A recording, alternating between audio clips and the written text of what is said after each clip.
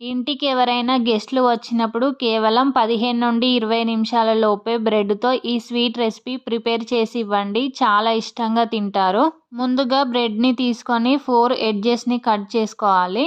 ఇప్పుడు బ్రెడ్‌ని వీడియోలో చూపిస్తున్న విధంగా చిన్న చిన్న పీసెస్‌గా కట్ చేసుకొని పక్కన పెట్టుకోవాలి. ఇప్పుడు ఒక బౌల్‌లో కొద్దిగా పాలు తీసుకొని అందులో 1 స్పూన్ కస్టర్డ్ పౌడర్ యాడ్ చేసుకొని ఉండలు లేకుండా మంచిగా కలుపుకోవాలి. ఇప్పుడు ఒక బౌల్‌లో కావాల్సినంత పాలు యాడ్ చేసుకొని షుగర్ కూడా వేసి ఒక పొంగు వచ్చేంత వరకు బాయిల్ చేసుకోవాలి. ఇప్పుడు ఒక ప్యాన్ తీసుకొని 2 స్పూన్స్ నెయ్యి, కొద్దిగా ఆయిల్ వేసి కట్ చేసి పెట్టుకున్న ఈ బ్రెడ్ పీసెస్‌ని వేసి మంచిగా ఫ్రై చేసుకొని తీసి పక్కన పెట్టుకోవాలి.